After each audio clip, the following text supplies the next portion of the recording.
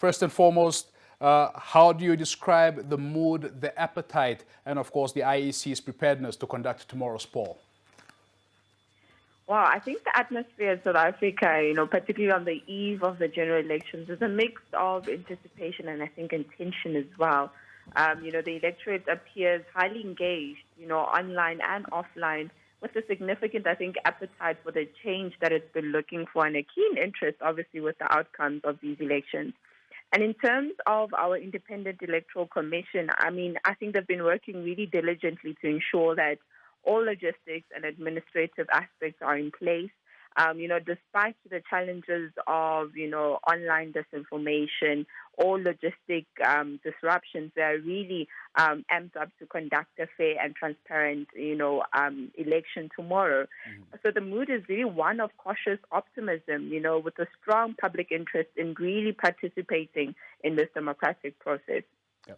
And as you rightfully said, Nomshado, it's no secret that this is perhaps the most contentious election, in the history of South Africa. Just what has been like the experience for the media, especially from your observations as media monitoring Africa? I think for the media, this period has been one that is interesting, but particularly also, I think, challenging, but also crucial. Particularly looking at the mere fact that we've had a few changes to our Electoral Act. So meaning that even when it comes to the role of voter education, it has amplified the need of doing that. And I think media has had an interesting navigation of this complex, landscape to ensure that, number one, we have a balanced coverage while managing, obviously, the heightened emotions and political pressures that comes with the new introductions as well.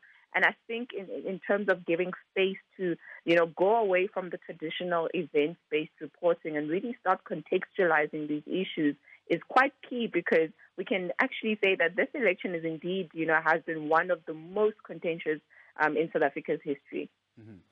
Nomshado, as far as mis and disinformation is concerned, what does the situation look like there? I think we can all agree that when it comes to mis and disinformation, particularly during an election period, it becomes such a vulnerable environment for all these narratives to start coming about, especially towards the lead up to the, the election day itself, or election week rather. And these narratives have been really, amplified through the usage of AI-generated media, so manipulating images, or even taking images out of context and distorting realities. So, we all know that the target here is really to discredit the integrity, and particularly targeting, institutions such as the IEC, who play a very crucial role, by the way, but also setting a different scene as to what's happening within our societies, manipulating the public opinion. So we've been seeing quite a lot of, these distortions coming about, particularly in the lead up. We've been seeing the attacks on the integrity, some stating, how that the elections have been rigged already. We've also been seeing, quite a lot of certain socioeconomic challenges that we've been facing being used as a back end, to enter these narratives. And I think it's important to highlight that not only in South Africa, I think Africa as a whole, the reality that we are living in is the challenge of a digital divide, whereby digital media literacy skills, are still a huge challenge. That provides that perfect environment, but also the challenge of ensuring that the electorate are well empowered, for us to actually start having a really resilient, society. So I think this emphasizes the key role that, media plays when it comes to ensuring that they're also playing a hand in combating these narratives and fact-checking the claims and debunking these false narratives and starting to contextualize issues for the, electorate. Absolutely. Nomshado, we in Namibia over here are often caught with voter apathy as a major hurdle during our election periods. People just simply staying away from the polls. You have some 27 million people heading to the polls tomorrow.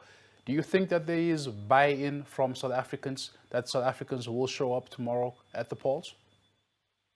I think there's definitely buy-in because of that hunger for change. You did mention in the beginning that this is really quite a big election, period for us. And I think it has marked, 30 years of our democracy this year in particular, as young as it is, but it's crucial because what has been happening is, citizens have been really going back and laying out what has been done, what hasn't been done, and really starting to hold power to account. Yeah. So the hunger is definitely there because of that hunger of change that is really wanted by, citizens. But second to that, I think the realization that our democracy is one that should be protected, and by individuals going there to really have their voice being heard, amplifies the need to protect it. And I think one of the things that we've been echoing over the past 2 years is really to promote constitutionalism within our society. Why should we care? Why should we, actively play a role within our democracy and ensure that we're upholding it, but most importantly, protecting it? So I do believe that, there will be a large turnout, and we've seen those numbers already starting to rise if we're now comparing, to our previous elections as well. Mshado, there's a very interesting phenomena happening in South Africa as well that has been happening, perhaps, as philosophers will tell you. Of course, the issue of populism seems to be a growing trend in South Africa. Perhaps one of the typical examples would be Julius Malema, but we saw something recently as well in the build-up to these elections, which is, of course, the emergence or re-emergence of Jacob Zuma and the MK party. And I'd like to link, the phenomena of populism and how or what bearing it has on the media landscape. If you could, please, what bearing has, populism had on the media landscape, especially when you look at, recent media reports from the past 2 or 3 months or so? I mean, this is interesting because I think we are starting to see the impact of populism, but also, how that brings about an interesting, complex issue within the media landscape. So, the recent events that you highlighted involving, the former President Jacob Zuma and the MK party truly highlight the growing influence of populism within South Africa, because what we're starting to see is that mobilization and that movement, that happens and fully, flourishes on its own. And this obviously often thrives on emotional appeals and rhetoric that resonates with, frustrations and aspirations of the populace themselves.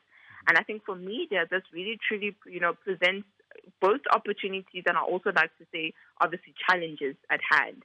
How do we ensure that the balance is not overridden, by the populism that we're seeing as a movement? And I think, looking at our monitoring data sets that we've been seeing this far, is MK, I think, is the second most reported on party. And we've clearly seen how they've been able to play, that online and offline narrative and build up to it, and use, the influence that they have to start driving those narratives.